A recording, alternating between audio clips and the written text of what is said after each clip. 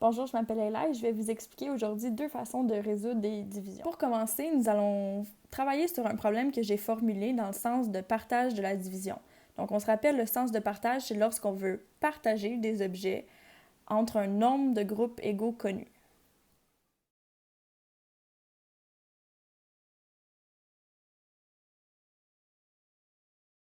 Premièrement, je vais vous lire le problème que j'ai formulé. Donc, Julien a 207 livres et il veut les offrir à ses 5 amis à l'école. Combien de livres devra-t-il donner à chacun de ses amis pour qu'ils en aient le même nombre? Donc, ce que j'ai fait, c'est en lisant mon problème, j'ai identifié le dividende et le diviseur. Donc, on se rappelle, le dividende, c'est le nombre qui va être divisé. Donc, dans ce cas-ci, c'est 207 parce que je veux partager 207 livres. Et le diviseur, c'est le nombre par lequel on va le diviser. Donc là, on va le diviser entre 5 amis. Donc, mon nombre, c'est 5. Pour faciliter ma tâche, j'ai décidé d'imager mon problème. Donc, j'ai imaginé que les centaines qui sont ici, on va les appeler des caisses. Donc, des caisses de livres. Les dizaines, donc j'en ai 20 dans ce nombre-là, on va s'imaginer que c'est des sacs de 10 livres, qu'il y a 10 livres dans un sac. Et finalement, les unités, il y en a 207. Ce sont des livres seuls. Donc, la première question que je vais me demander, donc on commence toujours par la gauche. S'il y avait une unité de 1000, donc on commence par la position la plus grande. S'il y avait une unité de 1000, on commencerait par regarder l'unité de 1000, mais là, on va commencer par la centaine. Donc, je vais me demander, est-il possible de partager 2 caisses de livres, donc 2 centaines, entre 5 amis? Donc, peut-être toi, dans ta tête, tu te dis, ben oui, c'est possible, moi, je vais séparer les caisses, je vais les découper, peu importe la façon que tu décides. Toi, dans ta tête, tu te dis, ben oui, c'est possible. Et moi, je te dis que non. Parce que imagine que je te partage un gâteau, puis qu'on est 8 amis, mais il y a 5 pointes. Puis je me dis, ben oui, je vais le partager, moi, je vais le découper. Et là, je te donne une mini-pointe, je donne une méga pointe à ton ami. Est-ce que toi, tu vas être content? Non. Donc, quand on fait des divisions, on doit se rappeler que pour que ça fonctionne, il faut que les parties, les parts, soient égales entre les 5 personnes. Donc, si entre les 5 amis doivent avoir le même nombre de livres. Donc, puisque je ne peux pas diviser en caisses de livres, mes 2 caisses de livres entre 5 personnes, je vais regarder mes sacs de livres. Donc, j'ai 20 sacs de livres. Donc là, je me pose la question. Combien de sacs complets est-ce que je peux distribuer entre mes 5 amis? Donc, pour m'aider, ici, j'ai écrit mes multiples de 5. Donc, on va regarder ça ensemble. 5, 10, 15, 20. Oh! Ça tombe directement sur le bon nombre. Donc, je peux l'entourer pour m'aider.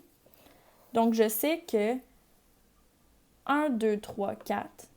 Donc, 4 paquets de 5 va me donner 20. Donc, 20 sacs de livres.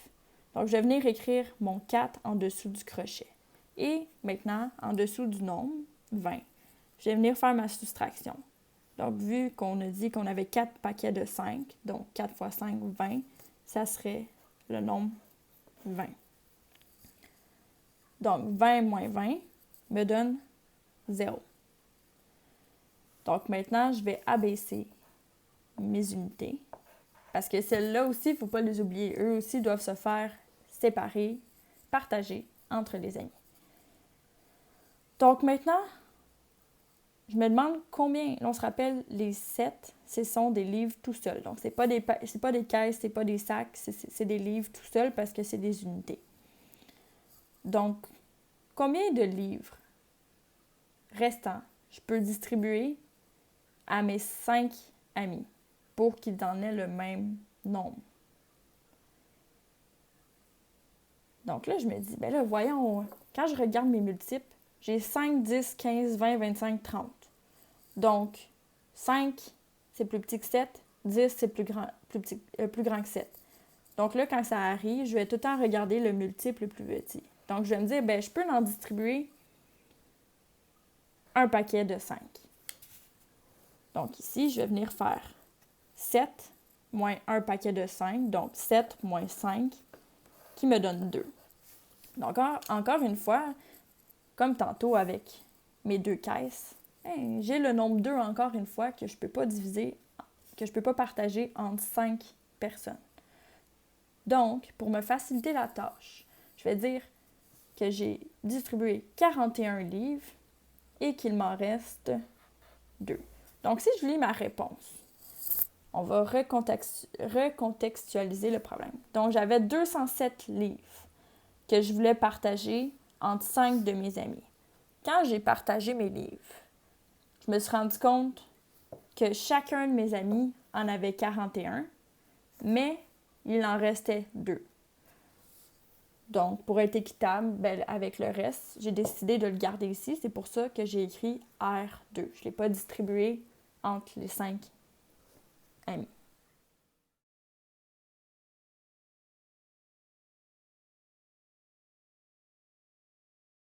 Pour le deuxième problème, on va utiliser le sens de groupement. Donc, c'est-à-dire que c'est lorsque la taille des groupes est connue et que le nombre de groupes est recherché. Donc, on sait qu'on a des groupes de 7 à former. Et on recherche combien de ces groupes-là on peut faire avec 450 unités. Donc, j'ai pris de l'avance et j'ai déjà écrit mes multiples comme on l'avait fait pour le premier travail. Donc, pour commencer, on se rappelle, je commence toujours à la gauche. Je vais me demander combien de groupements de 7 est-ce que je peux faire avec 4? Donc, encore une fois, quand je regarde mes multiples, je me rends compte que le plus petit multiple de 7, c'est 7. Donc, ça ne fonctionne pas. Donc, au lieu de me concentrer seulement sur mes centaines, je vais regarder combien de dizaines j'ai. Donc, j'ai 45 dizaines. Donc, je vais refaire l'exercice avec mes 45 dizaines. Donc, je me pose la question, combien de groupements de 7 est-ce que je peux faire avec 45 dizaines? Donc, pour répondre à ma question, je vais regarder mes multiples. Donc, j'ai 7, 14, 21, 28, 35, 42, 49. Donc là, ma question, c'était combien de groupements de 7 est-ce que je peux faire avec 45 dizaines? Donc, je sais que 42, c'est plus petit, mais je sais aussi que 49, c'est trop grand. Donc, je vais barrer le 49 et on va utiliser le multiple de 7 qui donne 42. Donc, 7 fois 1, 2, 3, 4, 5, 6 donne 42. Donc, je vais venir écrire en dessous de mon crochet que je peux faire 6 groupements de 7 avec 45 dizaines. Donc, on sait que 6 groupements de 7, ça nous donne 42. Donc, je vais venir faire 45 moins 42. On va résoudre la soustraction. Donc, 45 moins 42 me donne 3. Donc là, je vais venir abaisser mes unités parce qu'il faut en tenir compte dans notre division aussi. Donc là, j'ai le nombre 30. Donc, j'ai 30 unités. Donc, je me pose la question maintenant. Combien de groupements de 7 est-ce que je peux faire avec 30 unités? Donc, encore une fois, je peux me référer à mes multiples. Donc, je sais que 7 fois 1, ça donne 7. 7 fois 2, ça donne 14. 7 fois 3, 21. 7 fois 4, 28. Et 7 fois 5, 35. Donc, encore une fois, le 35, je me rends compte que c'est plus grand que le 30. Donc, je peux le barrer. Et je vais me fier au 28. Donc, je vais faire 1, 2, 3, 4. 4 paquets de 7. 4 groupements de 7 avec 30 unités. Donc, je vais venir écrire mon 4 en dessous du crochet. Donc, 4 paquets de 7, ça me donne 28. Donc, je vais venir faire la soustraction pour voir s'il me reste quelque chose. Donc, 30 moins 28, 2. Donc, je sais qu'il me reste 2 unités. Donc là, je me pose la question. Est-ce que c'est possible de faire un groupement de 7 avec 2 unités? Donc là, encore une fois, je peux utiliser ma logique, mais sinon, je peux me référer à mes multiples. Donc, je sais que le plus petit multiple de 7, c'est 7. Donc, c'est 7 fois 1 égale 7. Donc, ce n'est pas possible de faire un groupement de 7 avec 2 unités. Donc là, ce que je vais faire, comme avec l'exemple de Julien, je vais dire que j'ai 64 groupements de 7 qui entrent dans 450, mais qu'il m'en reste 2.